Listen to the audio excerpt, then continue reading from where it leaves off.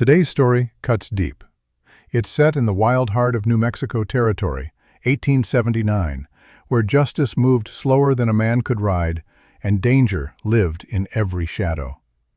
This is a story about fire and secrets, about what happens when violent men make one terrible mistake. Everything began with flames. Before we start, hit that like button and drop a comment telling us where you're watching from. Copperstone Canyon, New Mexico Territory, October 14, 1879. The trading post went up like kindling soaked in kerosene. 6 riders circled the burning structure, their horses throwing up clouds of red dust that glowed orange in the firelight. They shouted. They laughed. They fired pistols into the night sky, the reports echoing off canyon walls that had stood silent for 10,000 years. Thane Caro sat his horse at a distance, face half hidden by a dark bandana, eyes reflecting flames like molten brass. He was 39 years old, former Confederate cavalry officer. Dishonorable discharge, 1865. The papers said excessive brutality, but that was 14 years back. Ancient history. "Burn it to ash," he called out, voice carrying over the roar. "Let it stand as warning. Anyone refuses our protection, this is what they get." His men obeyed with enthusiasm. Kress threw a torch through the last intact window. Glass shattered. More flames bloomed inside, hungry and absolute. What Thane Caro and his Crimson Hammer Syndicate never realized, what would become their fatal error, was simple. The slender figure watching from the mesa 200 yards north was no helpless widow clinging to a dead man's memory. For 10 years, Vera Ironwood had been the most feared weapons architect in Union service, known in classified reports as the Canyon Architect, a mind capable of designing firearms that struck with precision others believed impossible. Rifles that reached twice the accepted range. Mechanisms that functioned in conditions that would jam standard issue. The raiders thought they'd found easy prey. A trading post run by a woman alone in Copperstone Canyon. Isolated, vulnerable, ripe for the taking. In truth, they had just erased the public mask of the most dangerous technical mind the American frontier had ever known. From her high vantage on the ridge, Vera Ironwood watched without expression as fire devoured the post she had built with her own hands 7 years prior. She was 45 years old, dark hair streaked with silver, pulled back in a severe braid that revealed a face carved by high desert wind and deeper sorrows. Amber eyes tracked every movement below with the same methodical focus she once applied to ballistics calculations. 5 feet 6 inches tall, slender but not frail. Her weathered hands wrapped calmly around a brass spyglass. The spyglass was no merchant's tool. Its intricate engravings, flowering vines wound around mathematical equations, betrayed workmanship no frontier shopkeeper should possess. On the barrel, barely visible in starlight, V1, 1866, Vera Ironwood, year of her greatest achievement. She made no sound as the trading post collapsed inward, roof beams cracking like bones, walls folding into the inferno. Somewhere in that fire, the Colt Peacemaker was burning. Custom revolver. Walnut grip hand-carved with wild roses. Worth $45, more than most men earned in 2 months. Alaric had given it to her 3 days before the Apache raid took him. Winter, 1877, 2 years and 8 months ago. She could still feel his calloused hands placing it in hers, still hear his voice, "For when I'm not here to stand beside you." The revolver was the last piece of him she'd held on to. Now it was ash. Vera's jaw tightened. Nothing more. No tears, no rage, just the small muscle working beneath weathered skin. Among all that was lost tonight, the peacemaker cut deepest. But there were other losses. 7 years of careful legitimacy. 7 years of being just Vera, the widow who knew guns and sold supplies and asked no questions. 7 years of being someone Alaric would have been proud to know. All of it burning. Below, the Crimson Hammer Syndicate finally finished their work. They rode out at a gallop, heading east toward Granite Reach, their laughter fading into desert silence. Vera still did not move. Her mind was already working. Not on vengeance, that was emotion, and emotion made mistakes. No, her mind calculated like it always had. Inventory counts, asset distribution, tactical response sequences. The syndicate's reputation had been earned through disciplined violence. 6 core members, all ex-military. They'd carved fear across 3 territories using methods that spoke of training, not luck. Protection rackets run with almost corporate efficiency. Timetables, quotas, brutal consequences for refusal. But they had committed one oversight. They had left her alive. They hadn't finished it. Through the drifting smoke, Vera watched dawn spill across the New Mexico sky in shades of amber and rust. Her hands moved with calm precision, checking the Remington revolver at her hip, counting rounds by feel rather than sight, muscle memory from another life. The motion pulled her backward through time, to years spent designing instruments of death, refining mechanisms that decided battles, crafting innovations generals would have sacrificed careers to obtain. She had walked away from that world when she married Alaric Ironwood in 1872, traded classified contracts and political manipulation for the quiet dignity of frontier trade. The woman known in sealed government files as the Canyon Architect had disappeared, replaced by a widow merchants trusted and travelers relied upon. But as morning light touched the smoking ruins below, old calculations returned, sharp, unforgiving, precise as the mechanisms she used to build.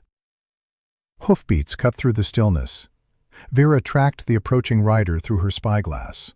She recognized him before he crested the southern ridge.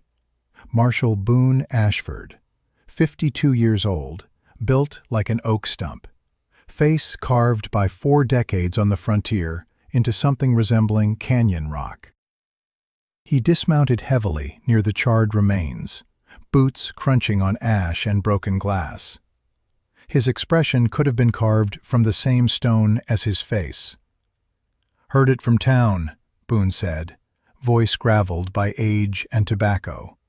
"Crimson Hammer." 6 riders, Vera replied, tone as level as standing water. Took what they could haul, burned the rest. Boone's jaw tightened beneath his gray mustache. "They're not common thieves, Vera. They wiped out the Henderson family over at Copper Springs last month. Killed them all. Even the children." "I know their reputation." "Then you know running's the smart play." Vera's eyes had gone cold as high-altitude ice. "They should have known mine."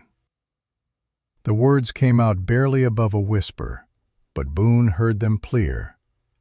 He studied her carefully. They'd known each other 9 years, since before Alaric.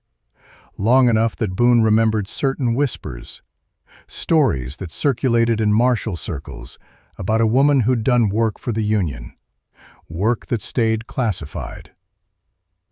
"Been a long time since anyone mentioned the Canyon Architect," Boone said cautiously.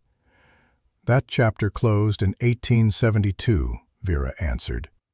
She checked her Remington again with practiced ease, not looking at him. "They didn't strike a weapons operation, Marshal. They burned Alaric Ironwood's widow's trading post. That makes it personal." Boone hesitated. "Caro's people are spread across 3 territories. Safe houses, informants, networks. Every posse sent after them has come back empty. I'm familiar with their structure." Something in her tone warned him the conversation was shifting to dangerous ground. "What are you planning?" Concern edged Boone's voice now. Vera's gaze drifted over the smoking timbers, the collapsed walls, the ash of 7 years. "Justice, nothing more, nothing less. The law has procedures. The law has limits," she cut in, still not looking at him. "Limits they exploit. I don't." She turned then, leading Boone away from the ruins toward a narrow trail that spiraled up the canyon's north wall. The path was barely visible, known to few locals, followed by fewer still. It climbed through loose shale and scrub juniper, switchbacking where the grade grew too steep. Boone followed, one hand on his horse's reins, the other resting near his pistol. Not because he distrusted Vera, because the path made him nervous. One wrong step meant a 300-foot fall onto rocks that would leave nothing worth burying. The trail ended at what appeared to be solid canyon wall. Unremarkable sandstone, weathered and cracked like 10,000 other cliff faces in New Mexico. Vera placed her palm against a specific outcrop and applied pressure in a measured sequence. 3 points, exact force. The kind of precision that spoke of engineering rather than luck. With a grinding of stone on stone, a section of wall swung inward on hidden counterweights. The sound was muted, designed that way. The opening revealed darkness and the smell of dry air that hadn't moved in years. "Dear God," Boone whispered. "Before the trading post ever opened," Vera said, lighting an oil lamp with steady hands. "Before Alaric. Before any of it." The chamber beyond stole the marshal's breath. It was 3 times the size of the destroyed trading post. Walls lined with weapons mounted on custom racks. Some were standard issue, Winchesters, Remingtons, Colts. But others were unlike anything Boone Ashford had seen in 30 years of frontier law enforcement. At the chamber's center stood a massive workbench covered in precision tools that belonged in a Philadelphia machine shop, not a New Mexico canyon. Calipers, micrometers, specialized drills, components in various stages of assembly that looked decades ahead of contemporary design. "1 of 7, Vera said quietly. Boone stared. 7? The ironwood vaults, built between 1872 and 1877. 5 years of preparation. She moved deeper into the space, lighting more lamps. "All these years, you thought I was just a shopkeeper who knew firearms." That was the goal. Lamplight revealed the operation's true scale. The trading post had been camouflage, misdirection, the public face of something far more extensive. Vera moved past conventional arms toward weapons that had built her legend during the war. These were not ordinary firearms. They were instruments engineered for specific outcomes, specific purposes. A rifle capable of sustained accuracy at twice the accepted range. Modifications to the barrel's rifling, custom ammunition, a scope system that compensated for drop and wind in ways standard optics couldn't match. A compact shotgun that could be assembled from components hidden in ordinary saddlebags. Innocent-looking pieces that became lethal in practiced hands. A revolver with modular cylinders, each calibrated for different tactical demands. Switch the cylinder, change the weapon's entire function. From a locked cabinet, Vera removed a leather-bound journal. Its pages were filled with maps, notes, sketches rendered in her precise hand. She had spent years recording outlaw trails, hidden camps, approaches to vulnerable settlements across the territory.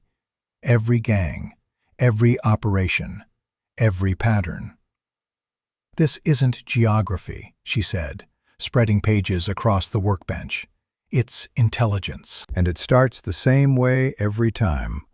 Know your enemy." The Crimson Hammer Syndicate did not operate like typical outlaws. They didn't rely on quick robberies and blind escapes. They controlled territory, imposed protection schemes, extracted payment with military discipline. That structure had kept them beyond legal reach for 3 years. Vera traced their movements on her maps, revealing patterns others had missed. Their attacks aren't random. They follow schedules. Strike when response times are weakest. She opened a detailed dossier, pages crisp despite years in storage. Thane Caro, former Confederate cavalry, dishonorable discharge 1865, excessive brutality. Her eyes hardened to something resembling flint. He didn't abandon war, he repurposed it, brought military discipline straight into criminal enterprise. Boone stood frozen, watching Vera Ironwood lay bare the full reach of her intelligence network. "How long have you been watching them?" "I watch anyone who might become a danger," Vera replied evenly. "The syndicate crossed into my territory 6 months ago. I've logged every move since." She crossed to another section, where unfamiliar materials were arranged with surgical precision.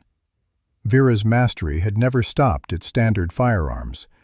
During her government years, she had fused chemistry, mechanical engineering, and advanced metallurgy into tools that challenged accepted limitations. She began selecting components from sealed containers, chemicals calibrated to react under exact conditions, alloys chosen for stress tolerance, mechanisms engineered to function in environments that would destroy ordinary weapons. To an untrained eye, it would look like a collection of unrelated items. In Vera's hands, it was the foundation of precision warfare. The sound of hoofbeats cut sharply through canyon silence. Vera killed the lamps instantly, moved without sound to a narrow observation slit carved into rock. Through it, she watched 3 riders pass on the trail below. Their clothing marked them as locals from Brimstone Bend, the nearest settlement 12 miles east. But their behavior told a different story. "They're studying the trail," Vera murmured. "Too closely for men just riding through." Understanding came quick. The syndicate had planted watchers in the settlements. These men were tracking her, likely hired after Boone had been seen riding toward the burned post. The organization was sharper than she'd calculated.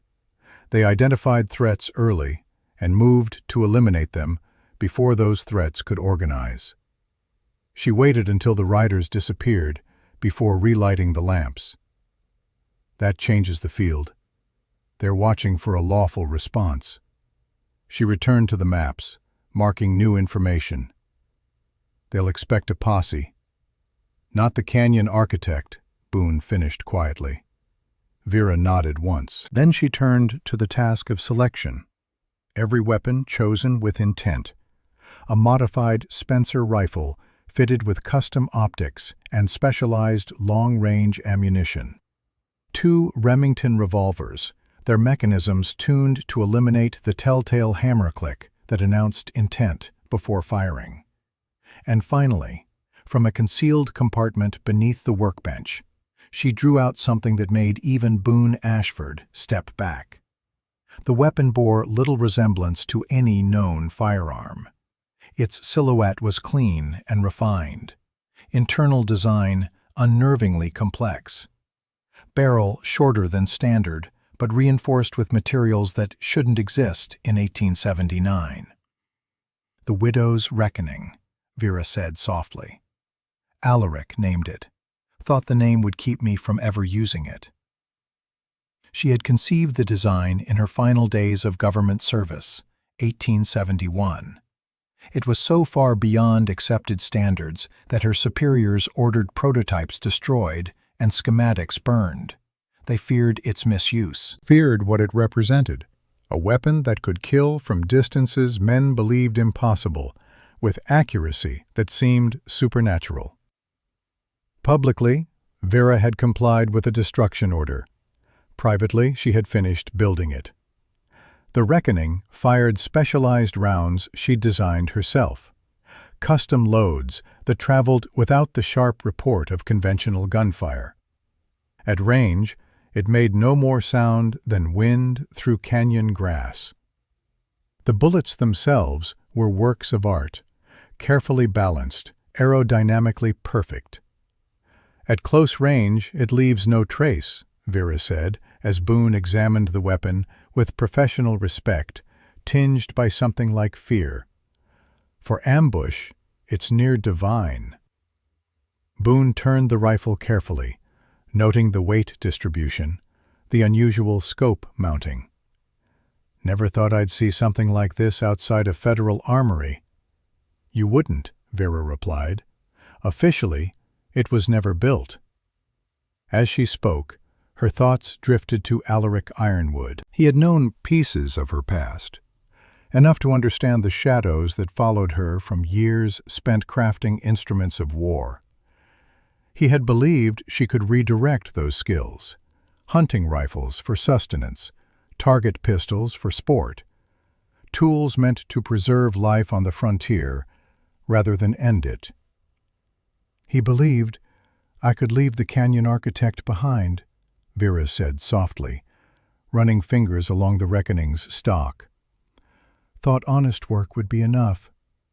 She paused, amber eyes distant with memory. "But some skills don't disappear. They wait." From another sealed container, Vera removed objects that looked nothing like weapons. A lady's compact mirror, its edges honed to surgical sharpness. A hairpin, engineered to defeat most lock mechanisms.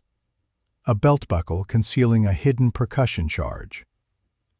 "During my government years, I learned that weapons don't always announce themselves," she explained, voice taking on the tone of a lecturer. "The most effective ones are tools no one sees coming."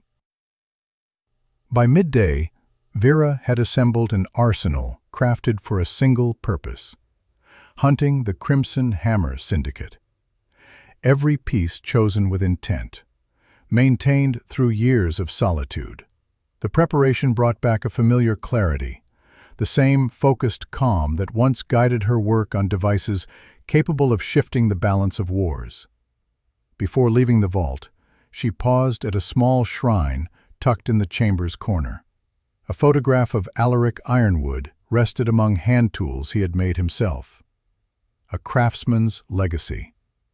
Beside it lay a folded American flag and a sealed letter bearing the Federal War Department's seal, thanking her for service that history would never officially record.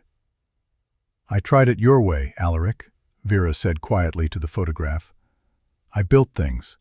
I created instead of destroying." Her fingers brushed the frame with care reserved for the dead. But some men only understand ruin. Boone Ashford watched in silence. The woman he had known as a capable, reserved trading post owner had been a careful illusion. What stood before him now was the truth. Methodical, precise, devastatingly prepared. "What happens now?" he asked, as Vera packed selected weapons into custom saddlebags, each compartment engineered to secure its contents without sound or shift. "Now," Vera replied, voice steady with acceptance, "I become what they fear most." She sealed the hidden entrance behind them, the stone wall grinding back into place with the finality of a coffin lid. Outside, the midday sun carved sharp shadows into canyon walls. Vera paused to take in the land. Her trading post was gone, reduced to ash and memory. But her real strength remained, hidden across the canyon in the ironwood vaults. 7 caches, 7 purposes, known only to her. "I could deputize a posse," Boone offered, though his tone betrayed the answer he expected. "No," Vera said firmly. "Your men would be slaughtered. The syndicate has military training and superior numbers. You don't." For the first time since the raid, the faintest hint of something that might have been a smile crossed her lips. "I have something better. I have 10 years of designing ways to dismantle men exactly like them. I have patience they don't possess. And I have resources they don't even know exist." Vera swung into the saddle. The specially designed saddlebags rested secure behind her, their weight distributed to avoid detection. Her Remington sat loose in its holster. The Reckoning lay broken down in a weatherproof case, innocent-looking as a surveyor's equipment. "Go back to town," she told Boone. "Keep your patrols routine. Let them believe their threat worked." "And you?" Boone asked. Vera's gaze swept distant ridgelines, her mind already measuring angles, distances, approach routes.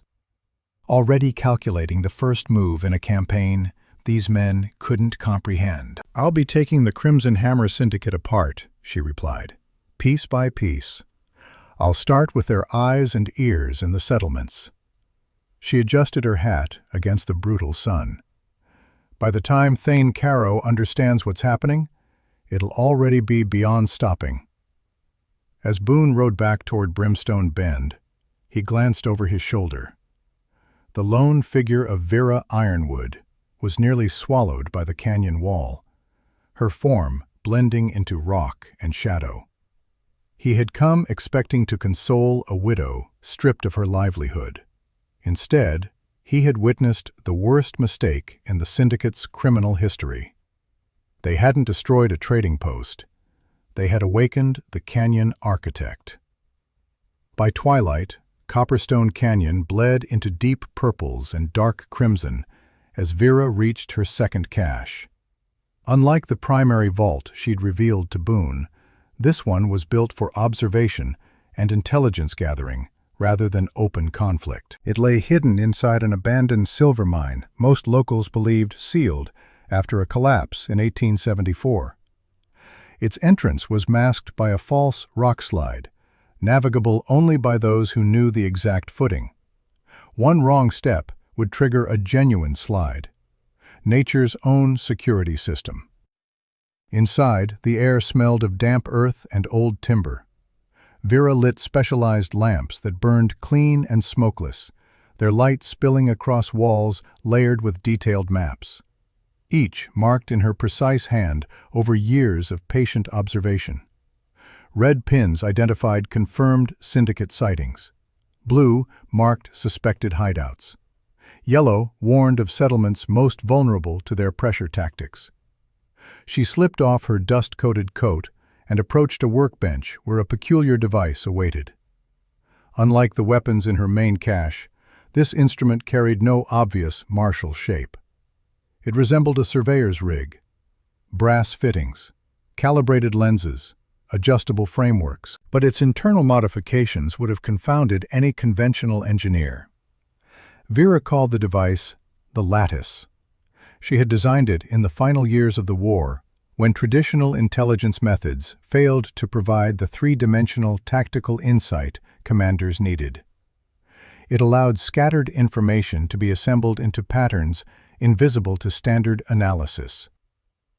From a leather satchel, Vera withdrew dozens of small notes, information gathered by her quiet network across the territory. Shopkeepers who recalled unusual purchases, stage drivers who noticed unfamiliar riders, saloon staff who overheard fragments of careless conversation. Each detail alone meant nothing. Together, assembled in the Lattice's framework, they revealed structure. As she transferred information into the system of weighted lines and markers, a pattern slowly emerged. The Crimson Hammer Syndicate wasn't simply expanding territory. They were systematically eliminating rivals while tightening control over supply routes throughout the region. "They choke the lifelines," Vera murmured to the empty chamber. "Cut off legitimate freight. Force settlements to depend on them for everything essential." The raid on her trading post snapped into focus. It wasn't just retaliation for refusing protection money. It was strategy. Her post had been an independent supply node, a crack in their monopoly on commerce. Removing it tightened their grip. A faint tremor at the mine entrance tripped a pressure plate Vera had installed. She killed the lamps instantly and slipped to a hidden viewing port, fitting a specialized lens that gathered what little light remained. After a tense breath, she recognized the shape moving through shadows. "Ashfall," she said quietly. "You can come out." The Cherokee tracker stepped into lamplight she'd just relit. He was 48 years old, built lean as drought-season cattle. His weathered face carried faint amusement. "You're taking risks coming here," Vera said, though her tone held no accusation. "Says the woman with a bounty already posted," Ashfall replied. Vera's eyebrow lifted slightly. "Already?" $800, dead or alive. Notices went up in 3 settlements before noon today." He paused. "Seems they didn't care for you surviving their welcome." Vera returned to the lattice, adding this new information. "They move faster than expected." Ashfall studied the device openly, no longer surprised by Vera Ironwood's capabilities. "You were never just a trader," he said, "were you?" "What gave me away?" A rare edge of humor touched her voice. "You identified the manufacturer and production month of my grandfather's rifle," Ashfall said. "Most men can't manage the year." He stepped closer, eyes following the web of markers and lines spanning the maps. "What am I looking at?" "The Crimson Hammer Syndicate. Their structure, habits, pressure points." She indicated clusters of markers. 3 control zones, primary camps with secondary fallbacks. Raiders rotate on schedules, never hit the same place twice in succession. Looks random, it isn't.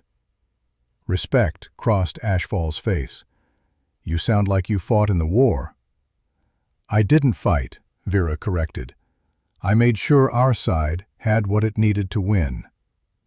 Recognition dawned slowly. "The Canyon Architect," Ashfall said softly. "There were stories among the Cherokee scouts about a woman who delivered weapons that didn't officially exist, exactly where they were needed, when they were needed." Vera neither confirmed nor denied. She pointed to a mark on her map instead. "Their main camp is here, Blackwater Station. Hard ground, natural defenses, more than one escape route." "Suicide to assault directly," Ashfall said. 30 men at least, clear sight lines." "Which is why I won't," Vera replied. She traced her finger along outer nodes on the map. "Their strength depends on scouts and informants feeding intelligence to the core. Take away the eyes and ears, and Thane Caro goes blind." At the bench, she opened a sealed wooden case lined with velvet. Inside rested small glass vials, liquids and powders in muted colors, each labeled with chemical notations that would mean nothing to anyone lacking specialized education. "In the war," Vera said, selecting vials with care, "I learned that victory rarely comes down to superior firepower." She transferred measured amounts into discrete delivery vessels, objects ordinary at first glance. "Break their coordination," she continued, steady and precise as her hands, "and the machine collapses from within." Ashfall watched closely. "These will produce specific effects?" "Nothing fatal," Vera said evenly, selecting final components, "but enough to remove key personnel from action temporarily. Placed correctly, it creates confusion. Cover for what I'm really doing. And what's that? The lamplight caught a hard glint in Vera's amber eyes. Dismantling the Crimson Hammer Syndicate so completely that their name becomes a warning for the next 50 years. She spread a detailed map across the table. Brimstone Bend, small mining town serving as their eastern lookout. Information flows through Veach's saloon every night. Her finger traced locations. Cress, the barkeep. 2 miners on their payroll, Pike and Sutter. And Doyle, the teamster who carries messages to their secondary camp. Ashfall studied the markings. 4 men, all at once? Not remove, Vera corrected. Disable their usefulness. Her plan carried the same surgical clarity that had defined her wartime work. By morning, Thame Caro will receive reports that contradict one another. Threats that don't exist. Safe routes that suddenly feel dangerous. While they argue and second-guess, I move unseen. She turned to a wardrobe hidden behind a false wall panel. Inside hung garments that told their own story. These weren't the practical clothes of a frontier shopkeeper. Each served a function. Vera chose a deep burgundy dress, dark enough to absorb shadow, ordinary enough to vanish inside a crowded saloon. Its tailoring concealed narrow pockets and reinforced seams. A matching shawl could be reshaped to alter her outline or obscure her face. "You're planning to walk straight into Brimstone," Ashfall said, surprise clear in his tone. "The best path," Vera replied calmly, "is usually the one no one expects."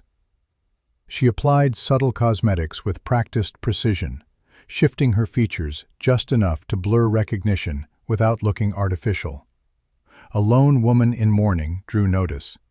A traveling lady seeking refreshment after a hard road did not. Her hair was arranged in an elegant style, far removed from her usual severe braid. Tinted lenses altered the apparent color of her eyes, while sharpening her vision in low light. Gloves concealed the scars on her hands, and the discreet delivery tools hidden within. "They'll be watching for the widow from Copperstone Canyon," Vera said, examining her reflection in a polished steel mirror. "They won't see Eleanor Vale. Well-funded widow from Santa Fe, passing through on business matters." From another compartment, she removed identification papers supporting the persona. The documents were flawless, capable of surviving anything short of deep federal scrutiny. She had prepared them years ago, insurance against a day she hoped would never come. "I'll need you to create a distraction," Vera instructed, voice taking on the tone of a field commander. "Western Canyon approach, something noticeable but not alarming. Don't draw extra scouts from their posts while I'm in Brimstone." Ashfall nodded once. A campfire where none should be. Signs of a small party moving through unfamiliar country. Perfect. Vera checked her specialized timepiece. Another relic of wartime innovation. Its elegant casing concealed additional functions known only to her. The mechanism kept railroad standard time, synchronized to stations 300 miles away. "Execute at precisely 8 o'clock, she said. "I'll be seated at Veach's by then." As dusk folded itself over Copperstone Canyon, Vera Ironwood completed her final preparations. She would not bring obvious weapons into Brimstone Bend. Anything overt would brand her as a threat before she crossed the saloon threshold. Instead, her arsenal took the form of harmless adornments, each subtly altered for purpose if required. Hairpins balanced for use as thrown implements, their tips treated with compounds that induced temporary paralysis. A decorative fan whose stiffened edges could shear leather with proper application. A slender necklace chain that could become a garrote in seconds. Most important were the delivery systems for her disruption compounds. Clear drops designed to dissolve unnoticed in drinks. Fine powders absorbed through skin contact. Vapors that triggered precise symptoms when inhaled in controlled doses. "Remember," Vera told Ashfall as they prepared to part ways, "this isn't about confrontation. It's about dismantling their ability to function as an organization. Tonight, we erase their intelligence network in Brimstone. Tomorrow," Ashfall asked. "Tomorrow, we sever their supply line at Granite Reach." He studied her transformation with open respect. The woman who had stood in this chamber an hour ago had vanished. In her place stood someone entirely different. Posture, voice, even the way lamplight caught her features. "The Canyon architect is most effective," Vera said, her voice now carrying the polished cadence of Santa Fe society, "when no one believes she exists." She extinguished the lamps one by one, sealed the mine entrance with the same care she applied to everything, left no trace of her presence beyond footprints the next rain would erase. Outside, stars filled the New Mexico sky in numbers that still surprised her after 7 years. Alaric used to say you could navigate by starlight alone out here. Chart your course by constellations older than human memory. Vera looked up at those ancient lights and thought about the course she was charting now. Not by stars, by something colder, more precise. By the mathematics of dismantling an organization from within. Then Vera Ironwood, now Eleanor Vale, climbed into a hired carriage and rode toward Brimstone Bend, toward men who had no idea what was coming for them. Brimstone Bend sat 12 miles east of Copperstone Canyon, a collection of weathered buildings clinging to existence around a played-out copper mine. Population maybe 200 souls, most of them working claims that would never pay out. The kind of town that attracted men with nowhere else to go. Perfect territory for the Crimson Hammer Syndicate. Vera's hired carriage rolled along Brimstone's single main street as evening settled over the high desert. The driver was an elderly man from a neighboring settlement, paid $5 for the round trip. He knew nothing of her true identity.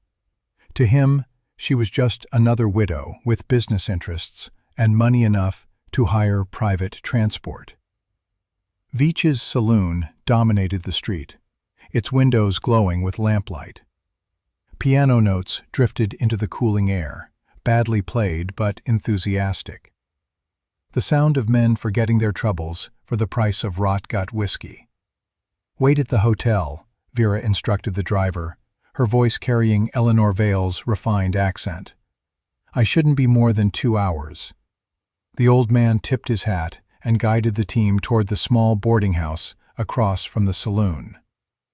Vera watched him go, then turned her attention to Veach's. Her entrance was deliberate, neither timid nor bold, the posture of a woman of means, accustomed to traveling alone, tempered by careful awareness of her surroundings. Inside, the saloon offered the familiar frontier blend. Watered whiskey at inflated prices, half-hearted card games where everyone cheated, exaggerated stories growing taller with each retelling. Vera's eyes moved calmly across the room, cataloging everything in the first 3 seconds. Veach Kress stood behind the battered bar, polishing glasses that would never be truly clean. 42 years old, former Army quartermaster, discharged 1873.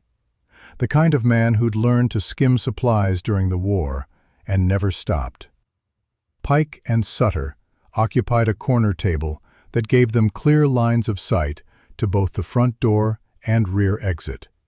Still wearing clothes marked with mine dust they hadn't earned honestly in months.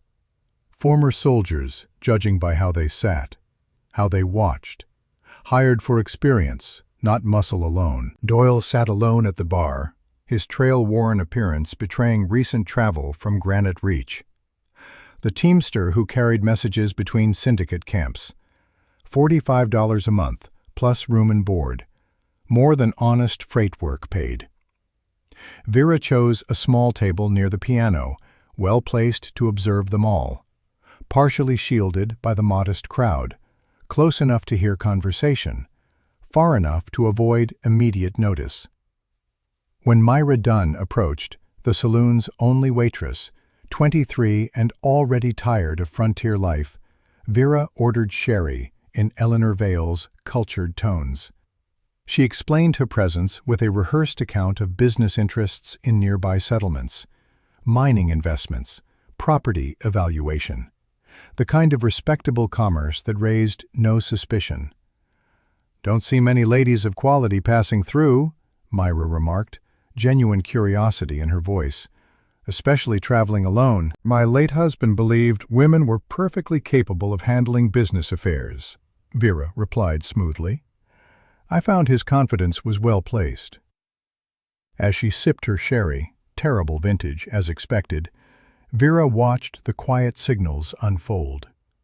A nod between Cress and the miners. A folded note passed from Doyle to the barkeep. Careful handoff disguised as payment for drinks. Their precautions might have fooled most frontier eyes. To Vera Ironwood, they were clumsy and exposed. She began her work patiently. When Myra returned, Vera asked to be introduced to anyone knowledgeable about local investment prospects. A request that seemed entirely natural for a wealthy widow exploring opportunities. Within minutes, Doyle had taken the seat across from her. Drawn by the promise of easy money and the charm of a well-dressed woman who seemed genuinely interested in his expertise. "Freight hauler," he introduced himself, voice carrying the false confidence of men who drank too much. "I run routes all across the territory. If you're thinking of investing in transportation, ma'am, I'd be honored to advise." "How fortunate," Vera replied, her smile calculated to the degree, warm enough to encourage, not warm enough to suggest impropriety. "I've been thinking about extending my shipping interests into this region. Perhaps you could explain which routes are most advisable." As they talked, Vera drew on habits honed during her intelligence years. Carefully framed questions that seemed innocent. Attentive listening that made men feel important. Subtle encouragement that loosened tongues already loosened by alcohol. Doyle spoke freely, eager to display knowledge. Steadily draining the whiskey she'd ordered for him, $2 worth. A generous gesture from a woman who could afford generosity. With emotion too smooth to notice, Vera introduced the first compound into his glass. The formulation would mimic influenza onset within 6 hours. Fever, disorientation, severe enough to sideline him for days, not severe enough to kill or raise suspicion of poisoning. "You seem to know exactly which roads are safe," Vera remarked, guiding the conversation where she wanted it. "That's valuable knowledge in uncertain times." "Comes with the job, ma'am," Doyle replied, lowering his voice conspiratorially, leaning closer. "Some places are best traveled with the right arrangements, if you follow my meaning." "Protection agreements?" Vera asked, letting Eleanor Vale's wealthy innocence mask her intent. "Something like that," Doyle said, finishing the doctored drink. "But if you decide to invest here, don't trouble yourself. I've got connections that keep things moving smoothly, for the right people."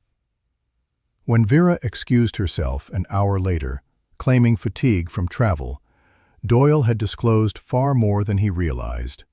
Details of the syndicate's protection scheme, their territorial boundaries, the timing of his next message run to the secondary camp at Granite Reach.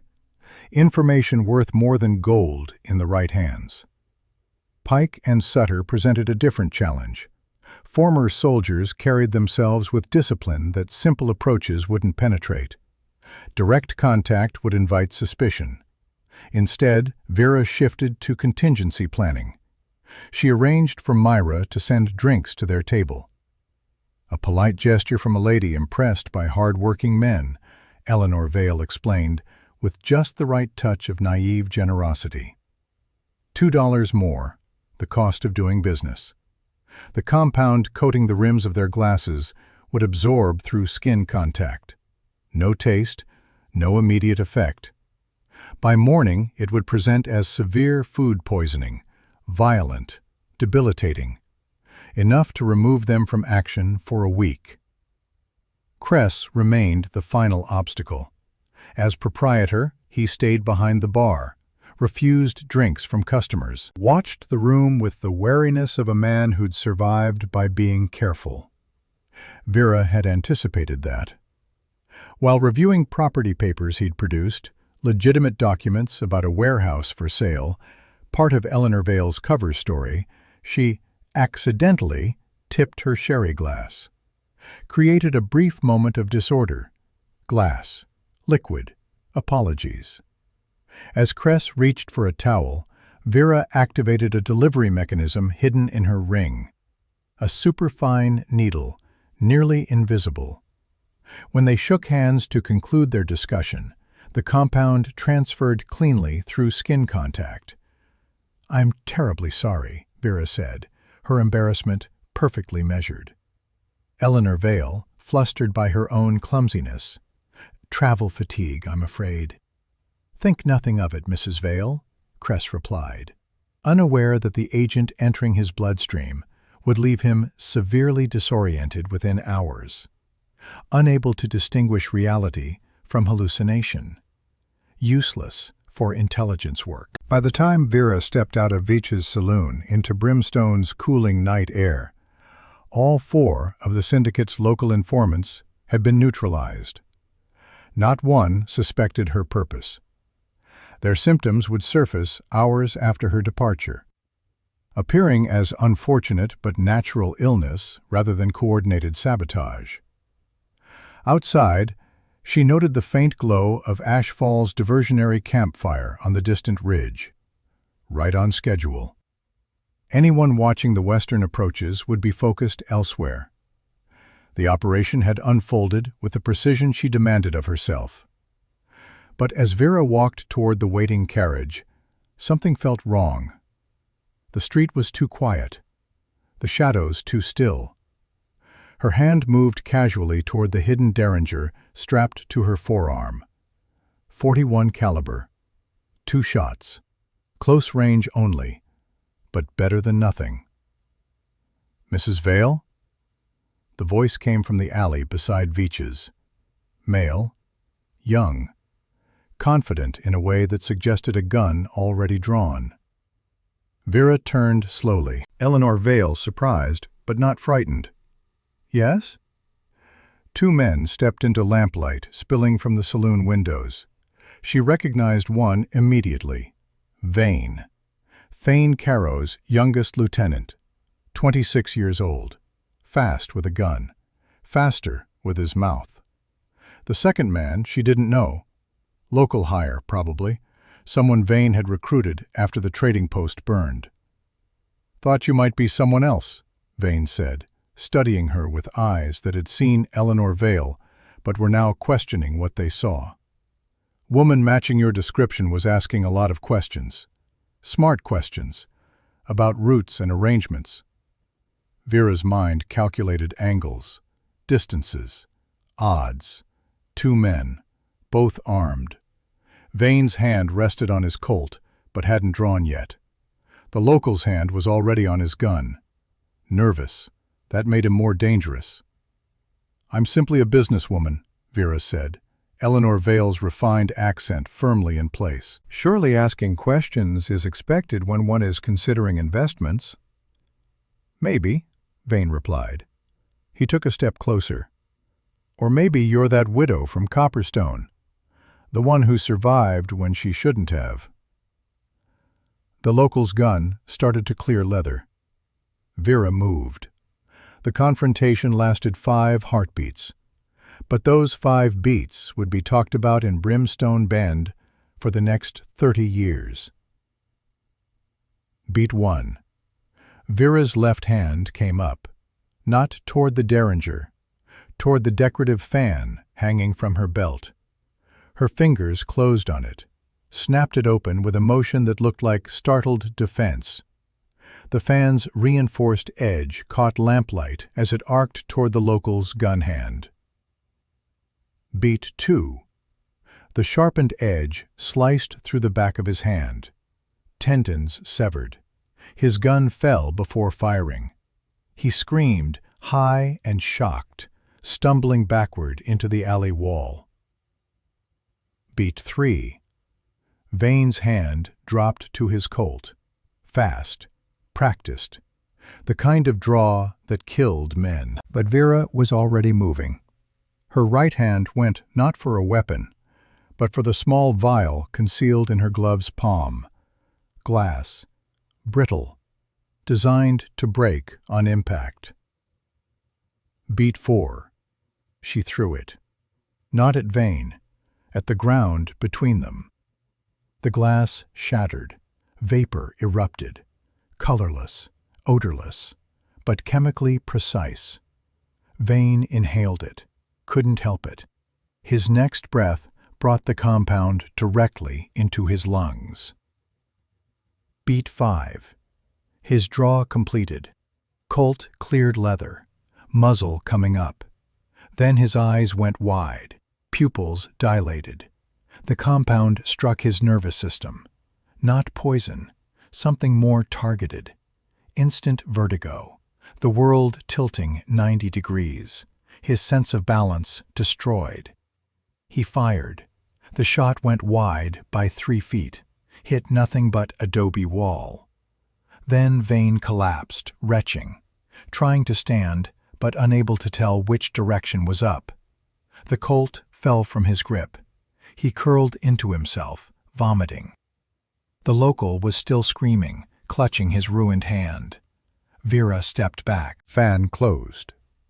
Eleanor Vale's dress unstained by violence. 5 heartbeats. 2 men down.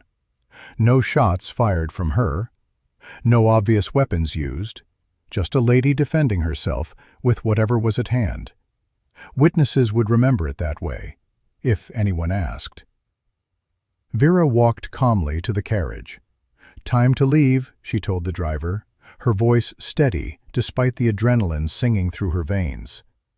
The old man had heard the commotion, seen men stumbling in the alley. "Ma'am, should we fetch the marshal?" "Those men had too much to drink," Vera replied, settling into the carriage with Eleanor Vale's composure. "I'm sure they'll recover their dignity by morning." As the carriage rolled out of Brimstone Bend, Vera allowed herself one glance back. Vane was being helped to his feet by other syndicate men who'd emerged from the saloon. The local was being carried toward the doctor's office. Mission accomplished. Intelligence network disrupted. 4 informants neutralized by compounds. 2 enforcers removed from action. But something gnawed at her. Vane had recognized something. Not Eleanor Vale. Something beneath the disguise. The way she moved, perhaps. Or the way she'd assessed the situation with military precision. The syndicate was learning she existed. Good. Let them learn. Let them start looking over their shoulders. Let them feel what Alaric must have felt in those final moments when Apache raiders, or whoever they really were, had descended on him. Vera pushed that thought away. Emotion was the enemy of precision, and she needed precision for what came next. In her rented room at a way stop 10 miles from Brimstone, Vera shed Eleanor Vale like a snake shedding skin. The dress, the cosmetics, the affected accent, all of it carefully stored away for potential future use. She recorded the evening's events in cipher of her own design, a code that would mean nothing to anyone lacking the key. That key existed only in her memory. Before midnight, she was gone. The hired carriage returned her toward Copperstone Canyon by a circuitous route that avoided main trails. Ashfall waited at the rendezvous point, his diversionary campfire long since extinguished. 3 scouts took the bait, he reported, as they rode toward the hidden cache. By the time they reached the fire, nothing but cold ash. They searched for 2 hours. "Perfect," Vera said, her voice settling back into its natural cadence as the last traces of Eleanor Vale fell away. By morning, Thane Caro will have 4 incapacitated informants in Brimstone. No reliable intelligence on the western approach. And 2 of his men telling stories about a woman who fights like a ghost. Inside the cache, she updated the lattice, added fresh intelligence on the syndicate's protection network and communication protocols. The pattern sharpened further. "They're operating on a scale larger than I first calculated," Vera said, as the visualization expanded across the framework. "This isn't just a gang carving territory. They're installing themselves as the governing authority wherever formal law barely reaches. That makes them far more dangerous than ordinary outlaws," Ashfall replied. "And far more fragile to deliberate disruption," Vera countered. Her finger traced links between outposts on her maps. Conventional law answers violence with posses and gunfire. Thane Caro planned for that. Numbers, fortified positions, clear kill zones. She shifted to the thin lines connecting camps and messengers. But remove coordination. Poison their decision-making with conflicting intelligence, and their strength folds inward. Chaos does the work for us. As first light crept over the canyon rim, Vera finalized the next phase. The supply route through Granite Reach would be struck, not with bullets, with precision failures that would read as cruel chance rather than intentional sabotage. "Tomorrow," she said as she and Ashfall prepared to part ways until their next meeting, "the Crimson Hammer Syndicate begins paying for choosing the wrong trading post." Ashfall studied her in the growing light. "They burned your business, destroyed everything you built over 7 years. Most people would want blood." "I'm not pursuing revenge," Vera replied, packing specialized tools into her satchel. "I'm executing justice through structural collapse." She paused, meeting his eyes. "Revenge is emotional. This is architectural." She sealed the hidden entrance to the cache, but before leaving, something nagged at her. That note in Brimstone. "Vault number 4 is compromised." "I need to verify something," Vera told Ashfall. "Meet me at the southern ridge in 3 hours." Vault 4 lay hidden beneath a collapsed homestead 5 miles west of Copperstone. Vera approached with caution, every sense alert. The seal was broken. Recent. Within the last 48 hours. Her heart rate elevated. She drew her Remington before entering. Inside, controlled chaos. Crates opened, supplies scattered across the floor, equipment examined and left in disarray. But strangely, nothing taken. Just disturbed, searched, catalogued. Then she found it. A note pinned to her workbench with a knife she recognized. Military issue, Confederate cavalry. The handwriting was precise, educated. "I know what you are, and I'm counting on it. KB." Not Thane's handwriting. Someone else. KB Kane Blackridge, Thane's second-in-command. Vera's mind raced. This wasn't simple theft or vandalism. This was verification. Kane had been testing, confirming that the canyon architect still existed beneath the widow's mask. But why? She burned the note, relocated the most critical supplies to Vault 7, the deepest cache, known only to her. The one not even Ashfall knew existed. The game was deeper than she'd realized. Kane Blackridge wasn't just Thane's lieutenant. He was playing his own game, and somehow Vera was a piece on his board. Granite Reach cut a narrow vein through towering stone walls 12 miles northeast of Brimstone Bend. The canyon's steep cliffs rose 300 feet on both sides. Only a single wagon could pass at a time along the jagged trail that wound through the bottom. In military terms, it was a textbook choke point. Vera lay concealed on the eastern ridge, surveying the corridor as dawn washed the canyon in pale gold. Through field optics worth more than most men earned in a year, she tracked the approach with calm precision. According to intelligence gathered in Brimstone, the supply convoy would arrive within the hour. 6 wagons loaded with ammunition, provisions, and contraband, escorted by 12 armed riders. A heavy investment, one that revealed how seriously Thane Caro's operation guarded its lifelines. How critical this shipment was to maintaining their grip on 3 territories. Unlike Brimstone, this phase demanded a firmer hand. Vera had spent the night working from her 3rd cache, an advanced armory hidden beneath the sagging floor of an abandoned settler's cabin 2 miles south of the pass.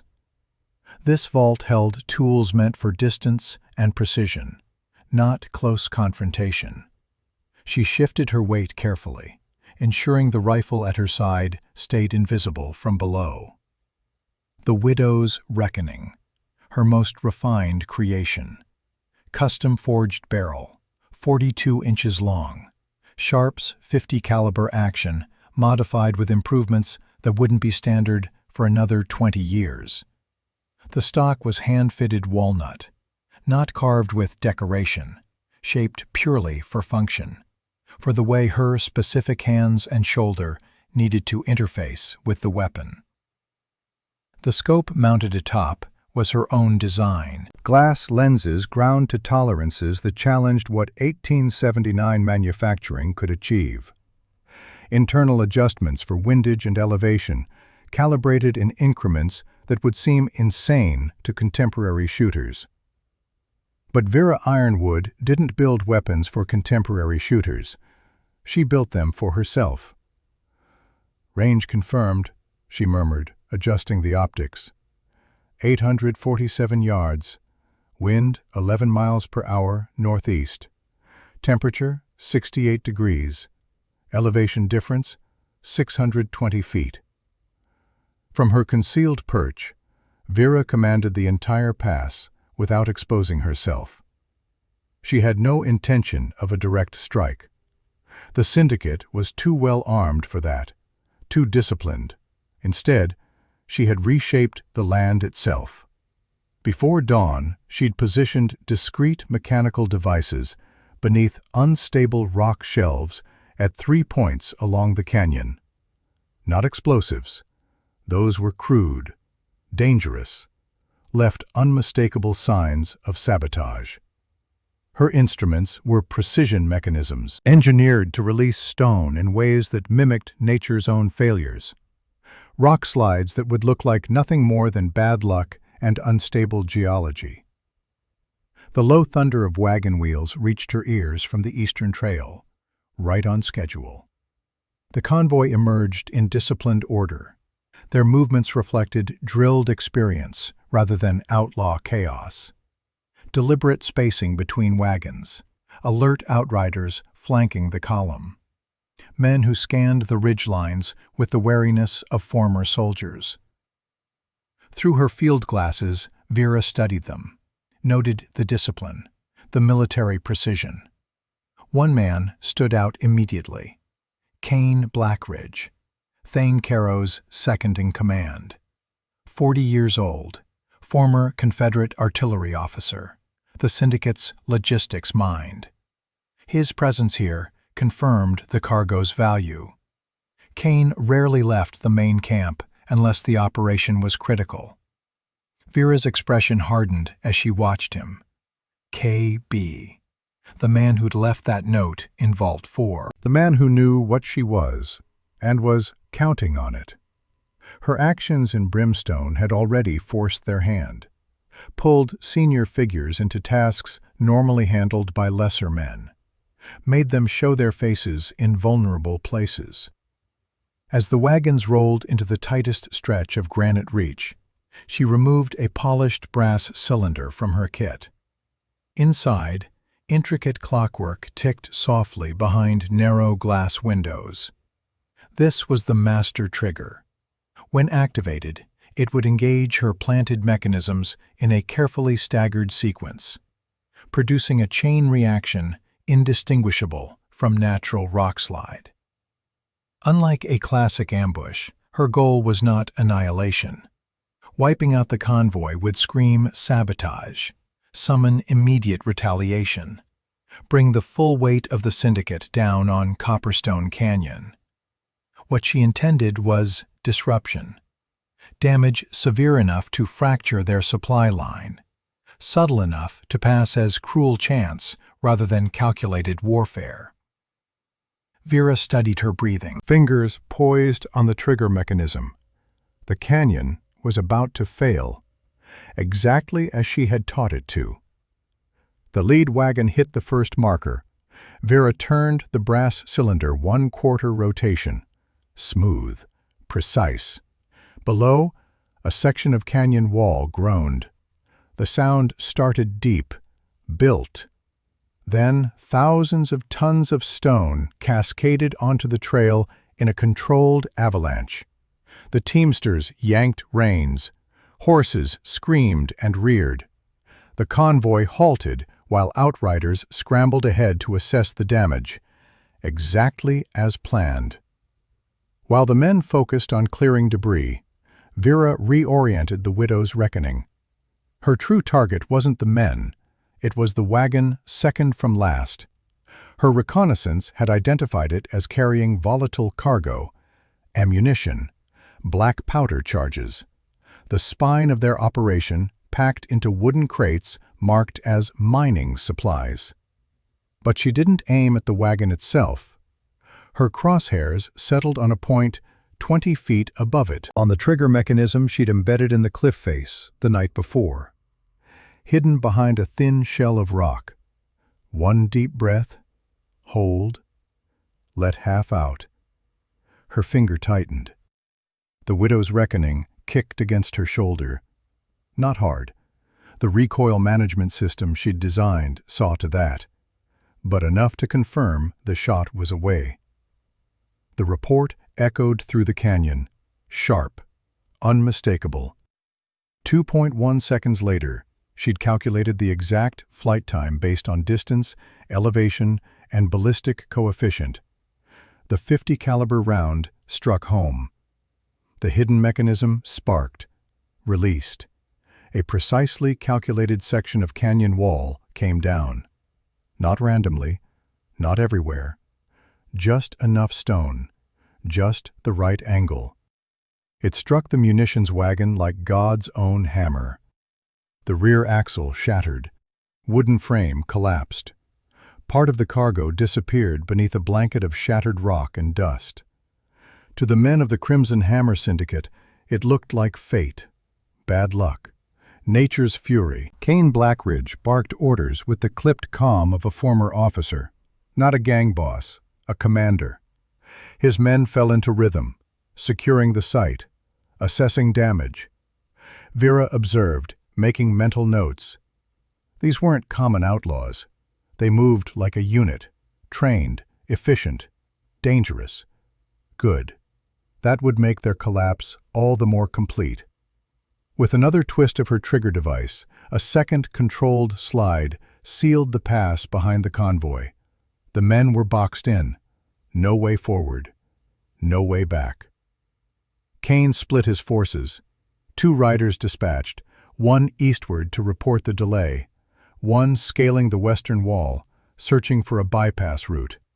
Vera had counted on exactly this response. She repositioned the reckoning, following the westbound rider with slow, steady sweep of the scope. The angle was severe, nearly vertical. A shot most riflemen wouldn't attempt. But Vera Ironwood wasn't most riflemen. Range, 430 yards. Angle, 63 degrees downward. Wind negligible in the sheltered canyon. Target moving at 12 miles per hour. She led him by 4 feet, calculated his path, where he would be in the 1.8 seconds it would take her bullet to arrive. Exhale half, she whispered to herself. Ancient ritual from her training years. Hold. Press. The reckoning spoke again. The rider tumbled from his saddle, arms loose, body sprawling against canyon rock below, dead before he hit ground. The .50 caliber round had done its work with brutal efficiency. His horse fled in panic. The ridge fell silent. From her position, Vera tracked the fallout. The men below scattered. They'd been calm just moments ago, clearing a trail with military poise. Now confusion rippled through their ranks, ducking behind wagon wheels, shouting orders that contradicted each other, firing rifles toward the ridge that had no prayer of reaching her height. Kane Blackridge's voice rang out, barking commands, trying to restore order. But even his discipline couldn't overcome the fundamental problem. They had no idea where the shots were coming from.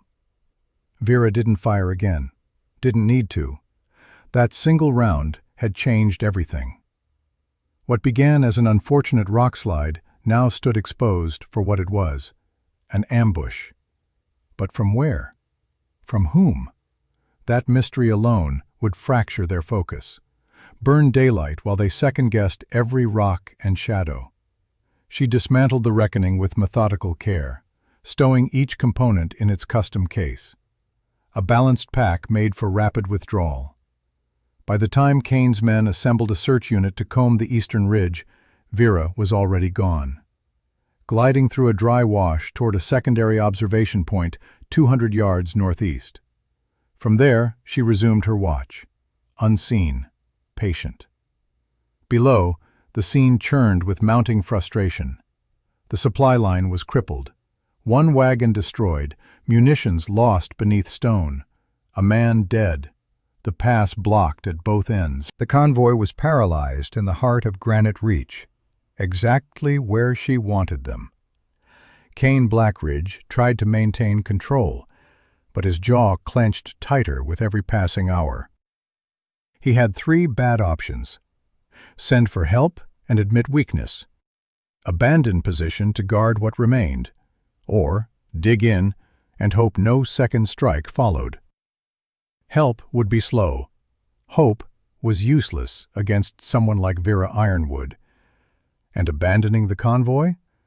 That meant losing $20,000 in supplies and ammunition, losses the syndicate couldn't easily absorb. By late afternoon, chaos found them again. A lone rider arrived from Brimstone Bend, one of the scouts Vera had tagged the previous night. The man looked like death, sweating, swaying in the saddle, barely coherent. Whatever compound she'd administered had bloomed perfectly. He gasped something frantic to Kane, words Vera couldn't hear from her distance, but she saw the effect in Kane's face. Rage and disbelief colliding. The rider's message would confirm what Kane was beginning to suspect. This wasn't isolated bad luck. This was bigger, coordinated, intentional. Someone was hunting them. Now the real storm began. Orders flew faster. Gestures grew sharper. Paranoia took hold like fever. Vera watched as the syndicate's tight formation broke. Guards wandered out of position. They whispered more than they scanned canyon edges. By nightfall, they'd cleared only one blockage. Supplies were down to 4 functional wagons. The ruined cart and its contents were abandoned. Too damaged, too risky to recover with an unseen enemy watching. And worse, their posture was no longer coordinated, just restless silhouettes huddled around flickering lamps. rifles pointed at wind and shadow. Vera packed her observation gear as stars emerged overhead. The mission was complete. Critical cargo delayed, one soldier dead, and most importantly, a seed of doubt planted deep in the syndicate's operational mind. They now knew someone was hunting them. But they had no face, no direction, no warning when lightning would strike next. As she moved quietly along the ridge path toward the ironwood vaults, Vera mentally mapped the fallout.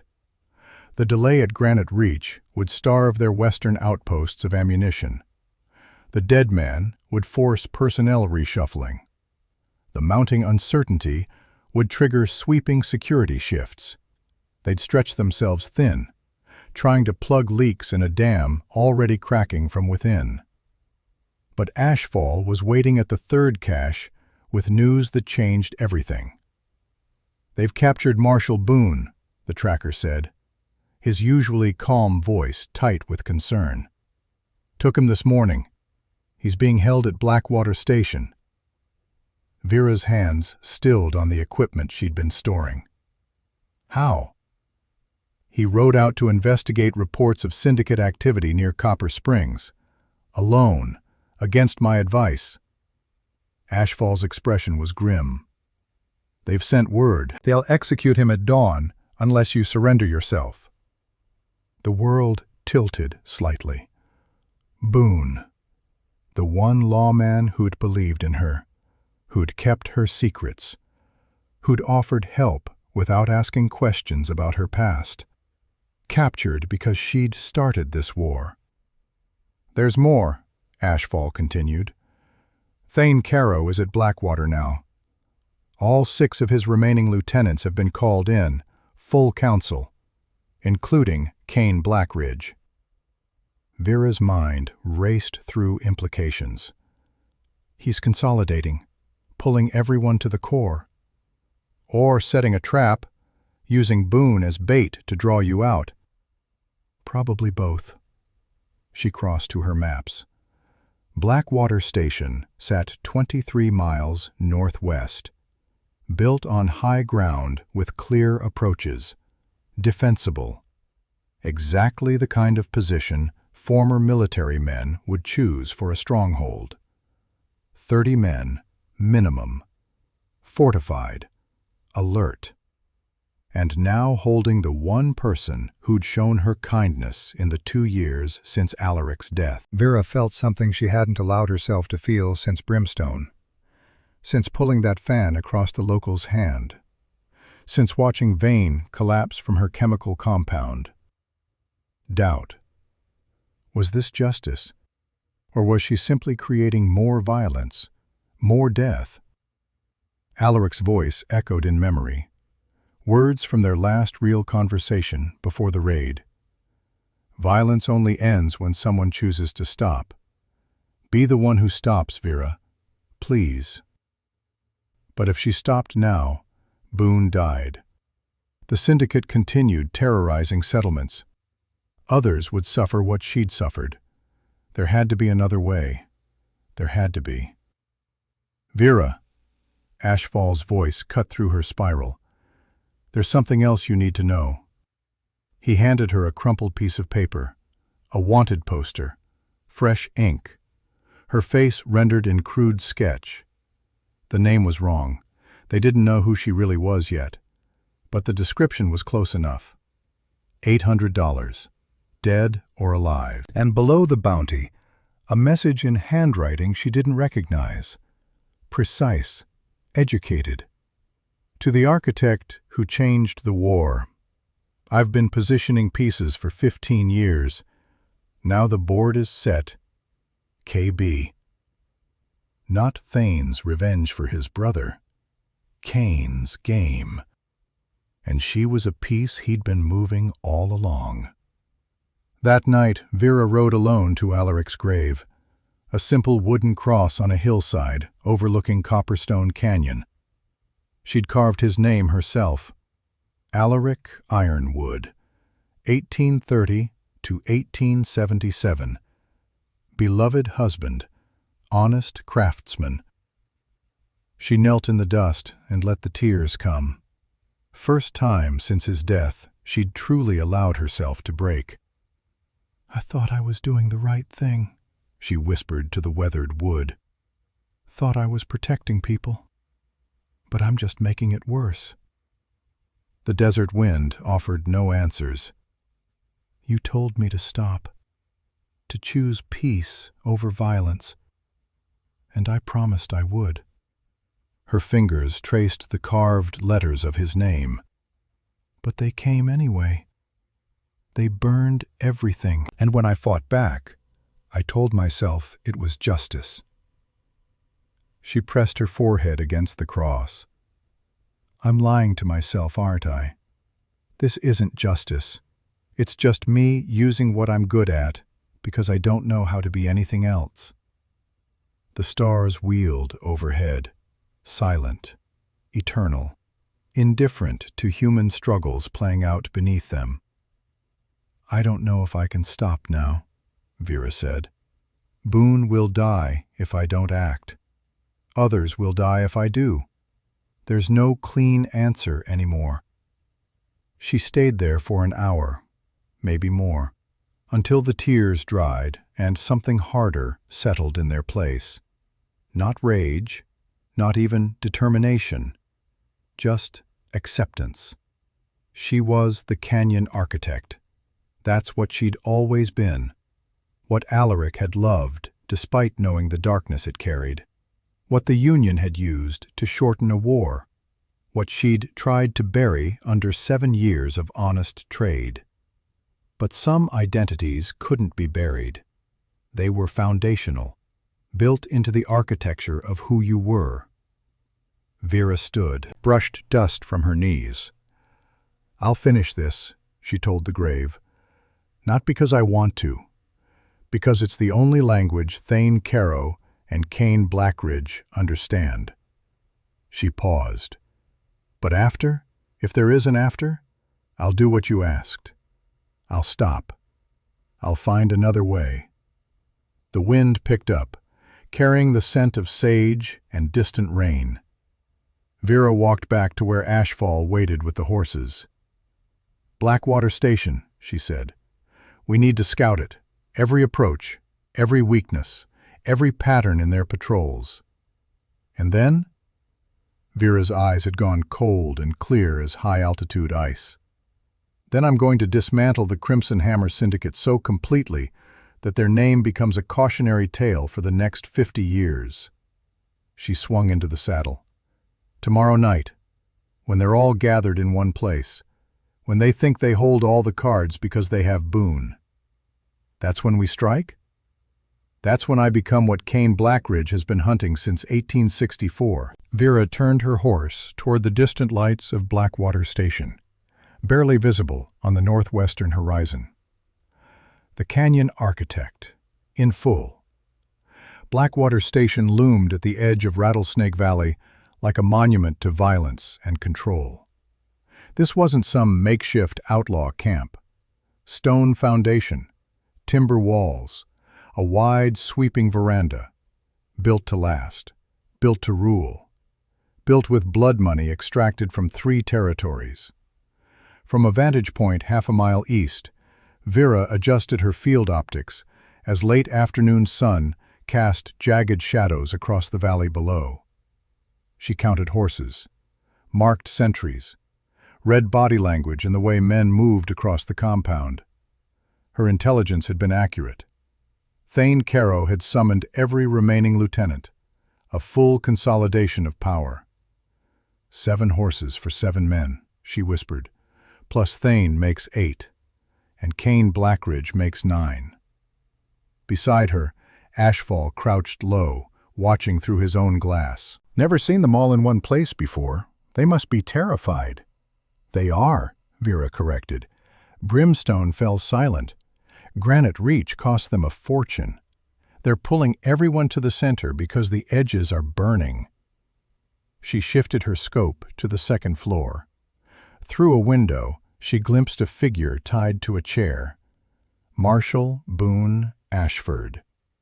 Even at this distance, she could see the bruising on his face, The slump of exhaustion. 48 hours in captivity. 2 days of whatever methods they'd used to extract information. Vera's jaw tightened, but her hands remained steady on the optics. "This isn't a siege," she said, still observing. "It's a blueprint, executed in blood." She'd spent 2 days preparing, not just gathering weapons, studying patterns, learning schedules, understanding how Blackwater Station breathed, when guards changed shifts, where attention focused at different hours, which approaches offered the slightest advantage. Every element calculated. Location, angle, timing, and the psychological tremor it would send through what remained of the syndicate. The final stroke was about to be drawn. From her ridge position, Vera slid the final component into place on the Widow's reckoning. The custom rifle gleamed dull in fading light. Matte black finish that drank shadows instead of reflecting them. This was a weapon of warfare, not frontier justice. War waged by architects, not brutes. "Your diversion starts at precisely 8 o'clock, she told Ashfall, voice carrying the authority of a field commander. "I don't care what you hear from the station. Screaming, shots, hell opening up. You hold position until you see my signal flare." The tracker nodded once. He'd fought beside Cherokee scouts during the war, understood military discipline, understood the difference between improvisation and precision. "This isn't your first campaign," Ashfall observed quietly. Vera never looked up from her preparations. "The battlefield shifts, the rules don't.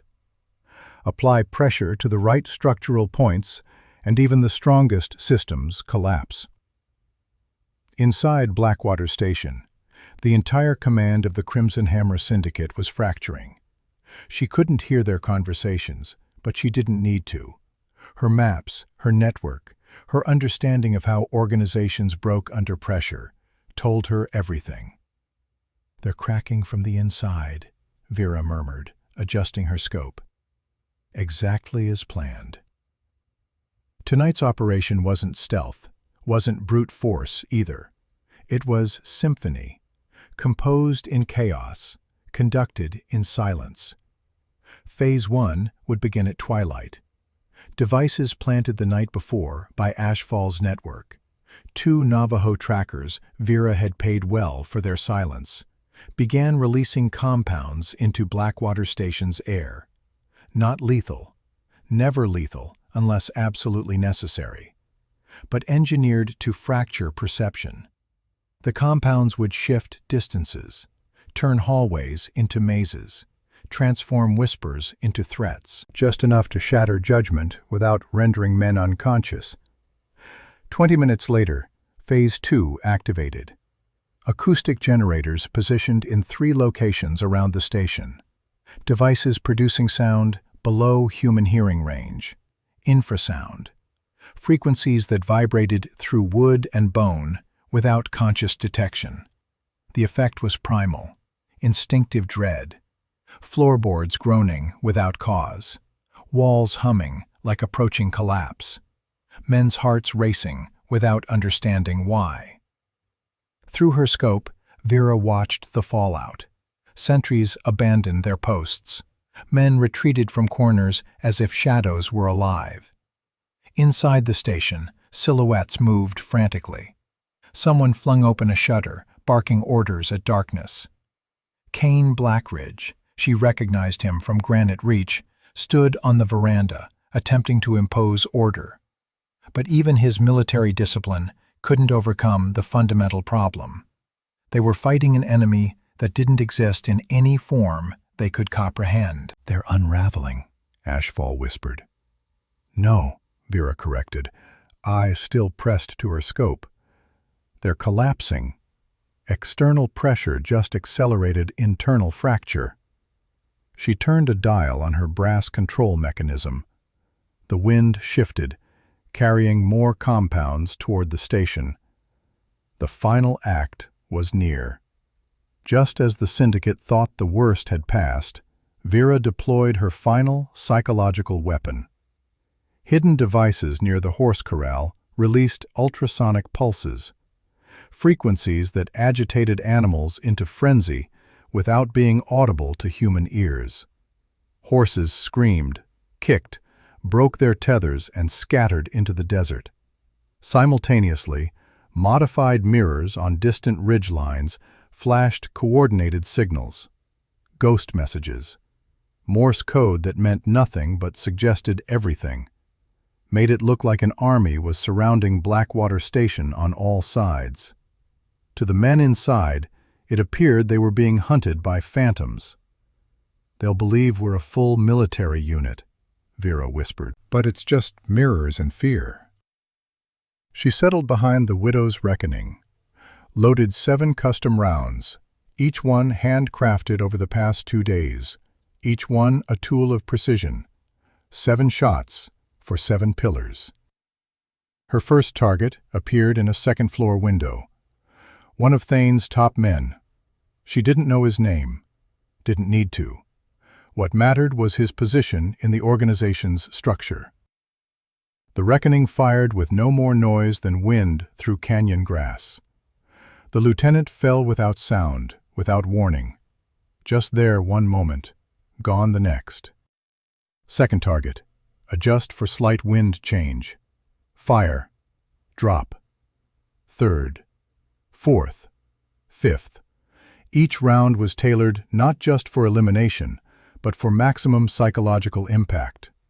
The bullets shattered glass, shattered bone, and more importantly, shattered the illusion of control. Inside Blackwater Station, chaos erupted like a dam breaking.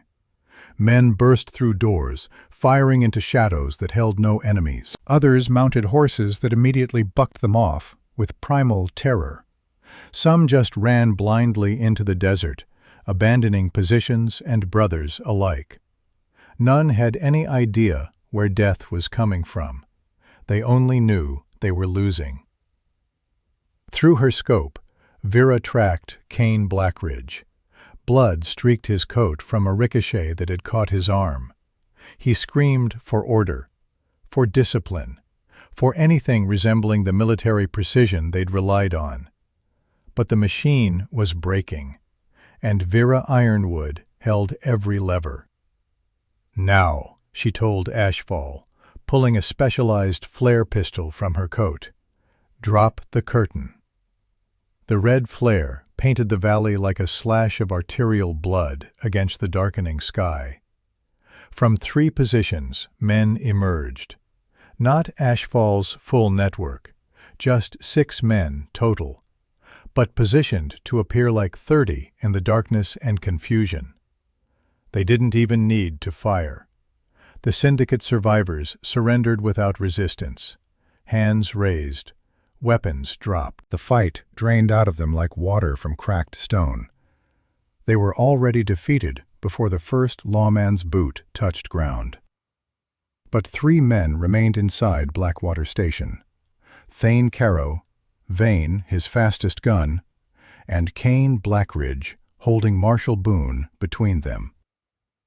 As the 7th target fell, movement on the veranda caught Vera's attention through her scope.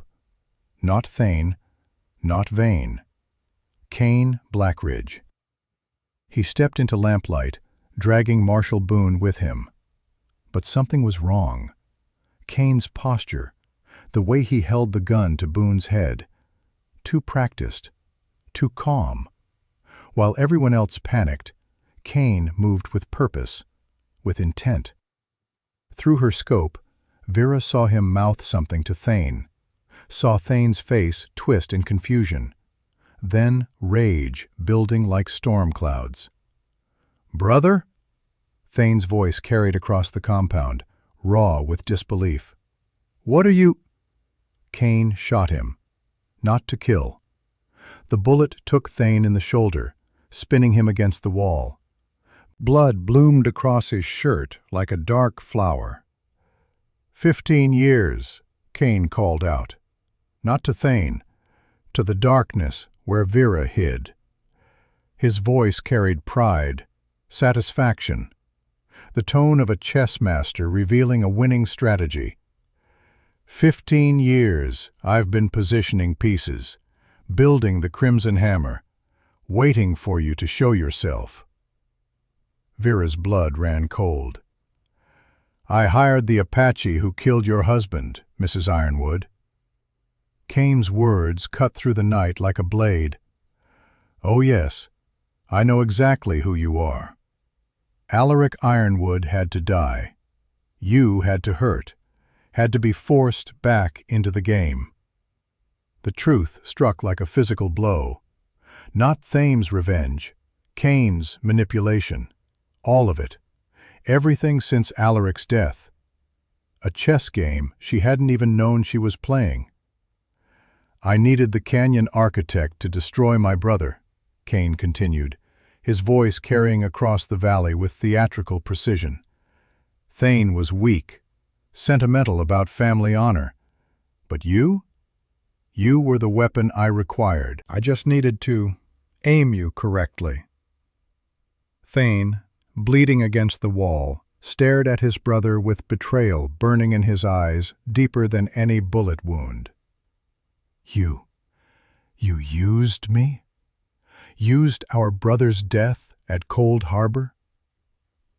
Our brother was a fool who died in a war we'd already lost, Cain said, cold as January iron.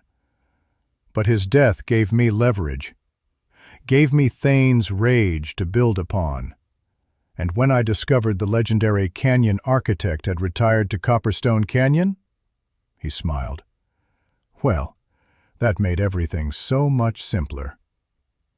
He pressed the gun harder against Boone's temple. Now come out, architect. Face what you've become.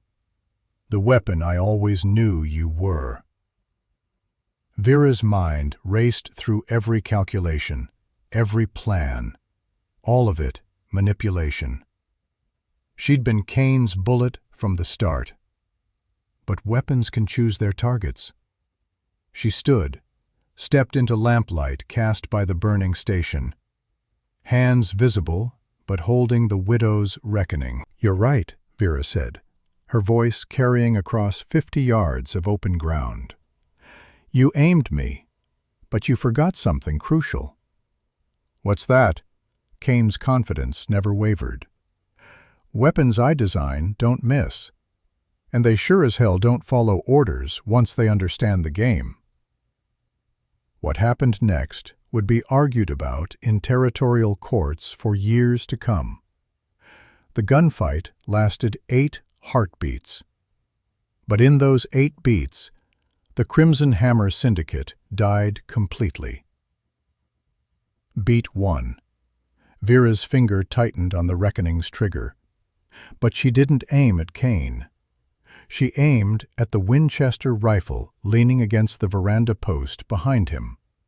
Custom ammunition, designed to fragment on impact with wood. The rifle exploded. Splinters erupted like shrapnel. Cain flinched involuntarily, his grip on Boone loosening for a fraction of a second. Beat 2. Boone, a lawman for 30 years, knew opportunity when he felt it. He dropped like dead weight, his full body mass pulling downward. Cain's gun hand jerked up, trigger finger tightening reflexively. The shot went high, missed everything but night air. Beat 3. Vane, young and fast, had his Colt halfway drawn. His movement was fluid, practiced, the kind of draw that killed men. But Vera had already shifted her aim. Her left hand, the one not supporting the reckoning, went to the Derringer strapped to her forearm. Beat 4. The Derringer spoke. 41 caliber at 15 yards. Not a killing shot. She took Vane in the shoulder, deliberately wide of center mass.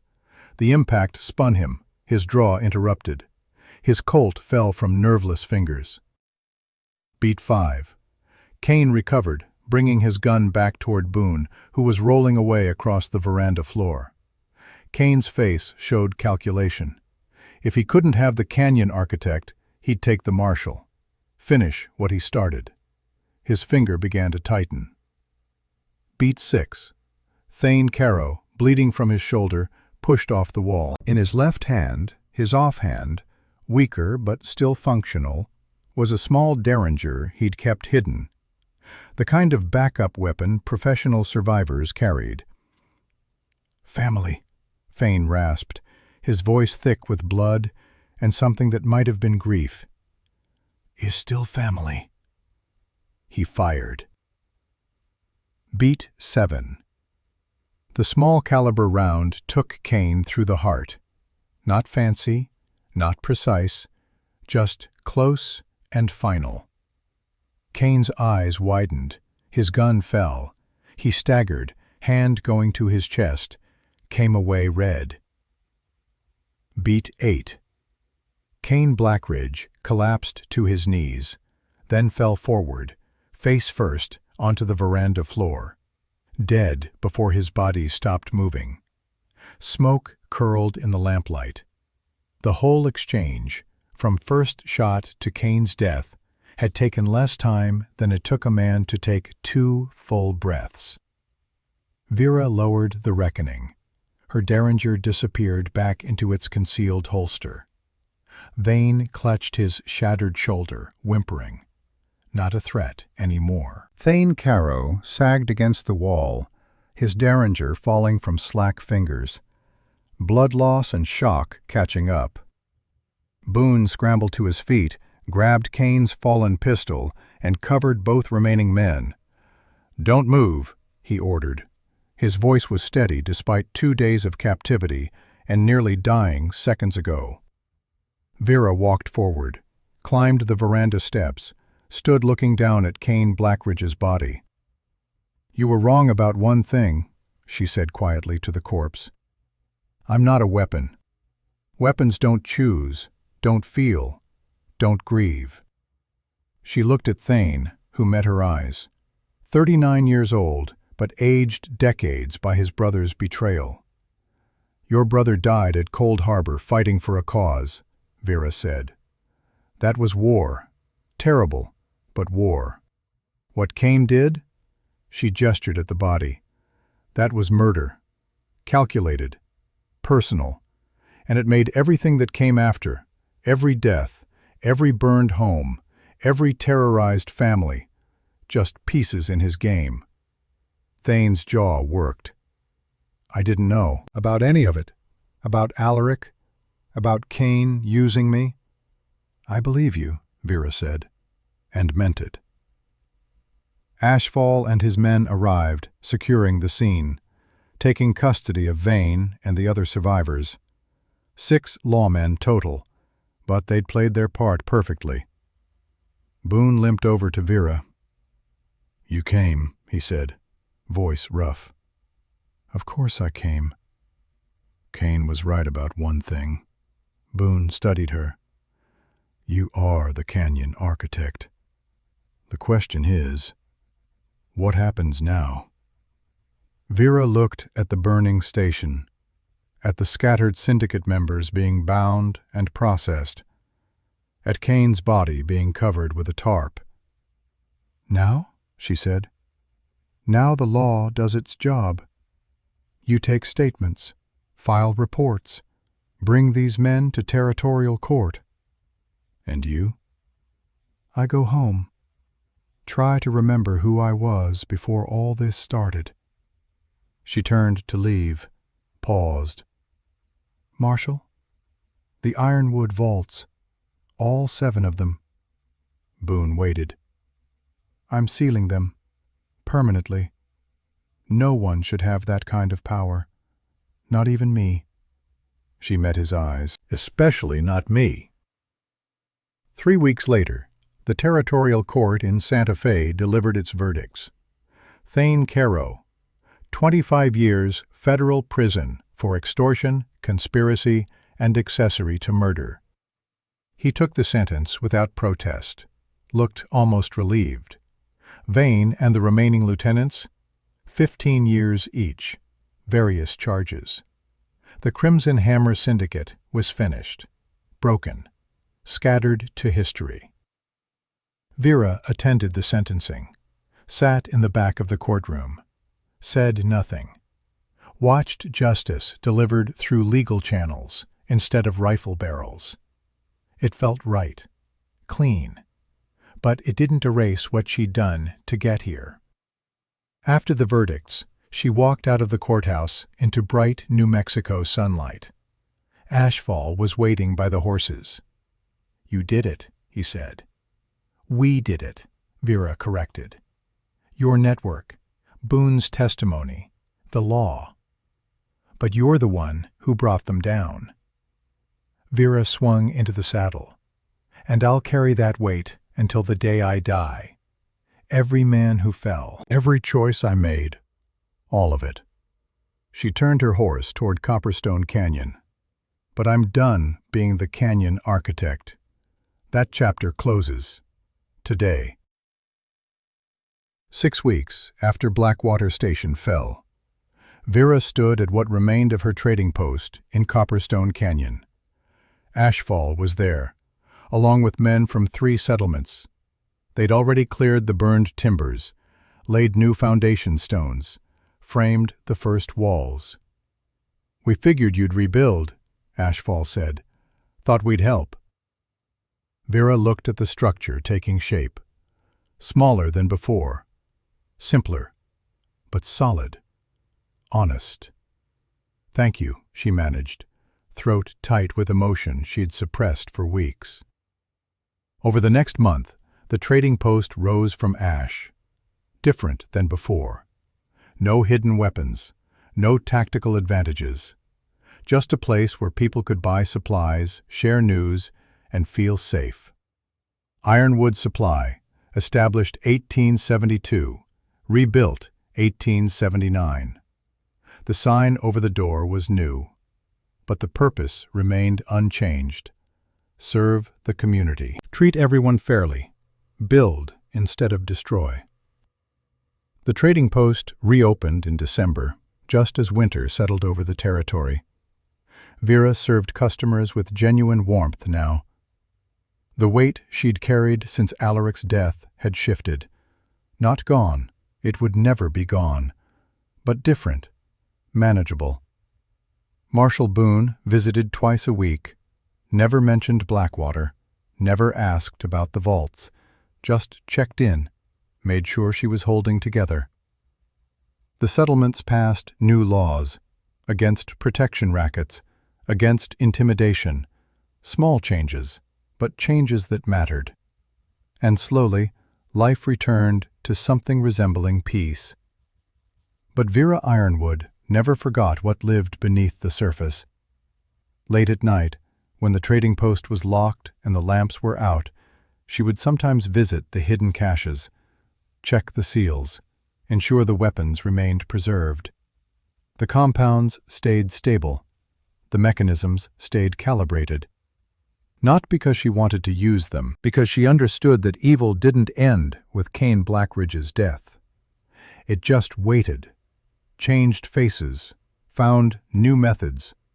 And if it returned, truly returned, wearing a face that demanded the canyon architect's response, the tools would be there. But she prayed to Alaric's memory that day never came. Vera Ironwood sat on the veranda of her trading post, now 60 years old. Her hair had gone completely silver, worn in a simple bun. Amber eyes remained sharp, though crow's feet had deepened around them. Her hands, scarred from acid and decades of labor, worked steadily on a piece of mechanical engineering. Not a weapon, a water pump, for the settlement's new well. A young woman, 22, bright-eyed, eager to learn, sat beside her, taking notes, asking questions about gear ratios and pressure systems. "Mrs. Ironwood," the student said, "my father told me you used to design weapons during the war. Is that true?" Vera looked up from her work, considered how to answer. "I did," she said finally. For 10 years. I built instruments meant to end lives efficiently. Why did you stop? Because I learned that precision without purpose is just destruction. Vera set down her tools, looked at the young woman directly. And the best weapon, the truly powerful one, is the one you never have to use. The student processed that. But you did use them, after the war, when the syndicate came. Word had spread, despite Vera's attempts at discretion. Stories survived, grew, became legend. I did, Vera admitted, and I'll carry that weight until my last breath. But you saved people, stopped evil men. Evil men, Vera repeated. She picked up her tools again, resumed working on the pump. Yes, but I also killed, caused pain, became temporarily the thing I'd spent years trying to leave behind. She adjusted a gear assembly with practiced precision. Violence only ends when someone chooses to stop. I chose to stop. After Blackwater, I chose peace. The student watched her work for a while, then asked quietly, "Do you regret it? Fighting back?" Vera's hands stilled. "Every day," she said, "and not at all. Both truths exist together." She looked toward the canyon walls that hid 7 sealed vaults. Some lines, once crossed, cannot be uncrossed. You carry the weight of crossing them forever. But restraint, even after crossing, can still redeem a life. The young woman nodded slowly, understanding or trying to. Vera returned to her work, building, creating, teaching, the things that mattered.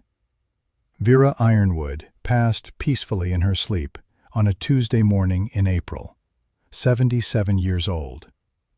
Her body was discovered by Ashfall's grandson, who'd taken over managing the trading post's supply orders.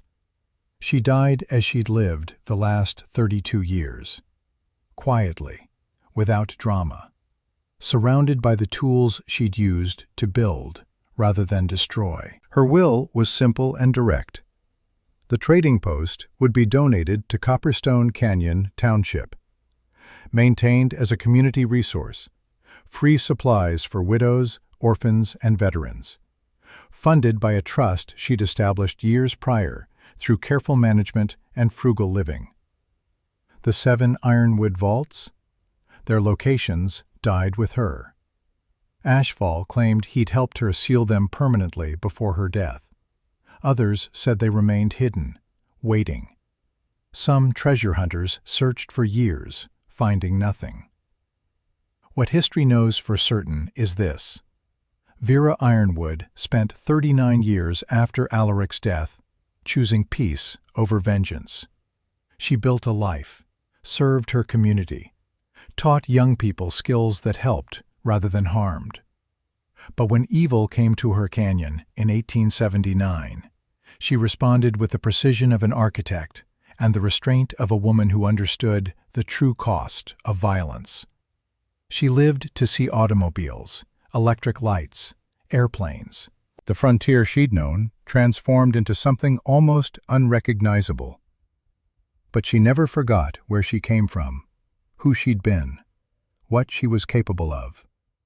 Her gravestone, next to Alaric's, on that hillside overlooking Copperstone Canyon, reads simply. Below that, carved in smaller letters at her own request, "Some skills wait. Use them wisely." Thane Caro died in federal prison, 1903, age 63, lung disease. He'd served 24 years of his sentence. No family claimed the body. Kane Blackridge was buried in an unmarked grave outside Blackwater Station. His manipulation and murder made him infamous. His name became synonymous with betrayal in the territories. Parents used him as a cautionary tale for decades.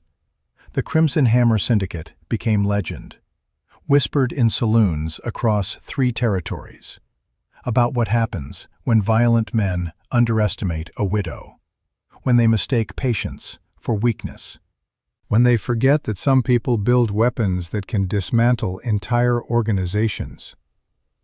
The trading post still stands today, more than a century later, maintained by the town as a historical site, a museum, a reminder.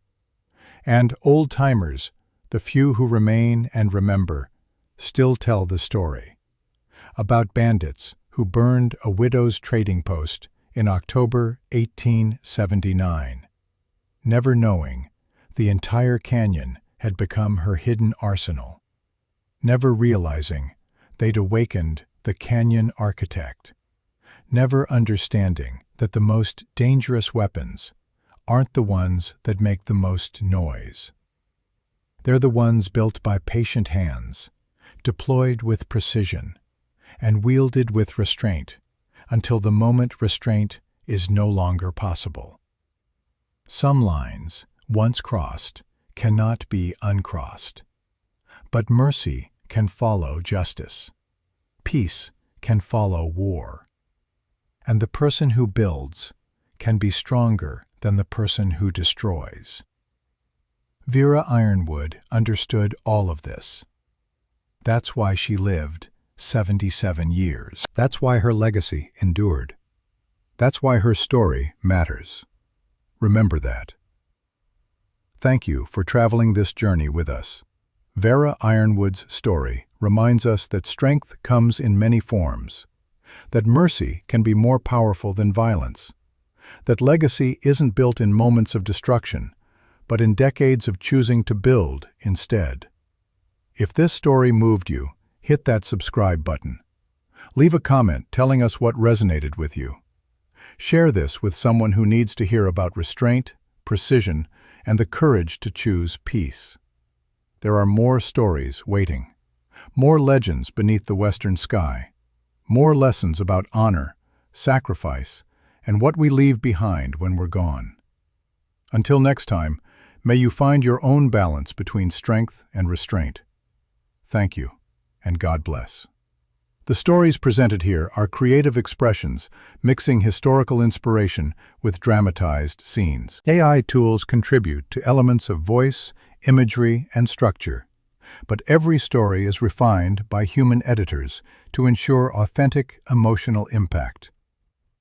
We honor platform policies and do not generate deceptive content. All audiovisual components are legally licensed. This is a work of fiction. Any resemblance to actual persons, living or dead, or actual events, is purely coincidental.